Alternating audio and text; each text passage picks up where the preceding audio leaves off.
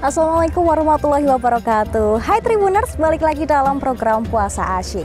Tentunya masih ditemani Sarah ya. Dan hari ini Sarah sedang berada di Kota Baru, Yogyakarta. Tepatnya di salah satu masjid yang memiliki sejarah tentang perjuangan bangsa Indonesia, yaitu kita sudah ada di Masjid Syuhada. Coba dilihat bangunannya. Bangunan Masjid Syuhada ini identik dengan warna hijau. Dan nama Syuhada sendiri berarti pejuang. Yuk kita akan cari tahu apa yang ada di dalam masjid ini dan bagaimana sejarahnya. Yuk langsung aja.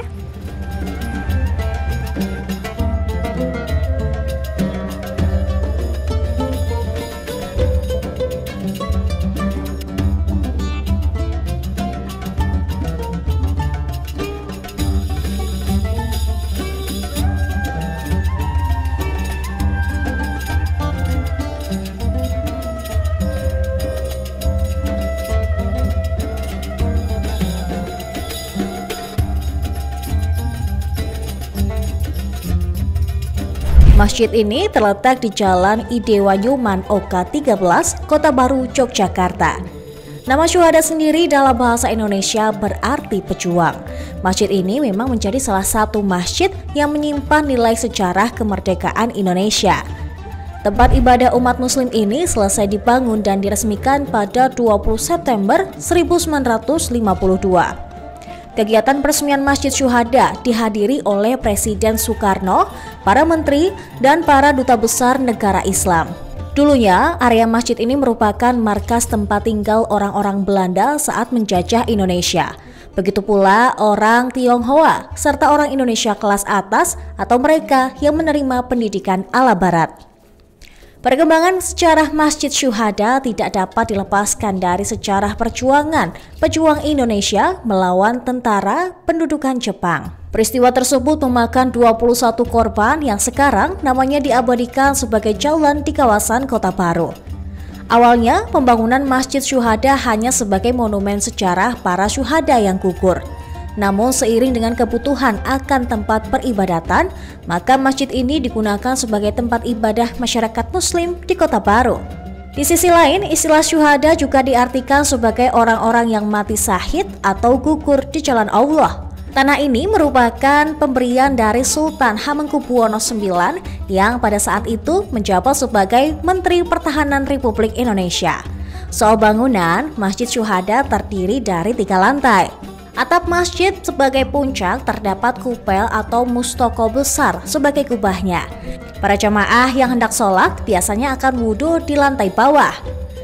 Nah, bagian tengah masjid merupakan ruangan untuk sholat, sedangkan bagian bawah digunakan sebagai kantor dan perpustakaan masjid. Masjid Syuhada bukan hanya menjadi tempat ibadah sholat berjamaah, melainkan juga tempat untuk menanamkan jiwa nasionalisme dan semangat perjuangan para syuhada yang mempertahankan Indonesia. Simbol nasionalisme itu melekat pada bangunan masjid yang sudah berumur lebih dari 50 tahun. Tak hanya tangga di bagian depan, namun juga terdapat pada samping kanan dan kiri masjid yang mengandung makna filosofis tertentu. Jumlah anak tangga tersebut mencerminkan tanggal kemerdekaan Indonesia, yaitu 17.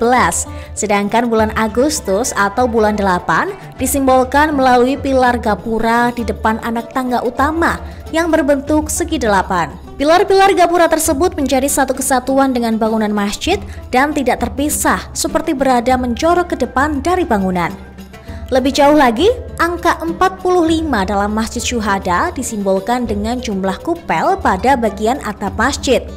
4 kupel berada di atap bagian bawah, sedangkan 5 kupel berada pada atap bagian atas, yang salah satunya merupakan kubah utama Masjid Syuhada.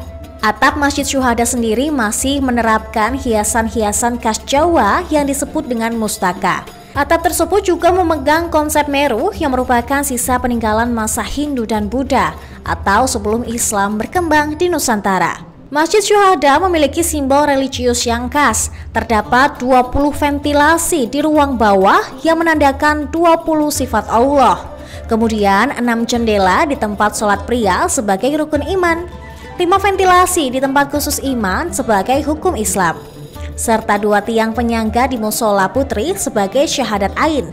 Karena Presiden Soekarno tertarik pada bangunan megah, maka ia ingin masjid ini dibangun seperti Taj Mahal di India.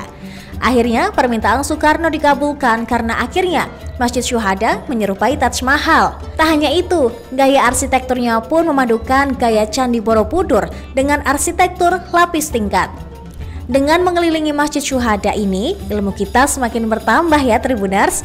Selain mempelajari nilai-nilai religi, kita juga mendapat pengetahuan sejarah kemerdekaan Indonesia. Setiap Jumat, masjid ini selalu ramai didatangi jamaah yang akan melaksanakan ibadah sholat Jumat. Kalau Tribuners sedang ada di Kota Baru Yogyakarta, tidak ada salahnya untuk mampir beribadah ke Masjid Syuhada ini. Sekian dulu jalan-jalan puasa asyik kali ini. Nantikan episode selanjutnya ya Tribuners. Wassalamualaikum warahmatullahi wabarakatuh. Jangan lupa like, subscribe, dan share ya.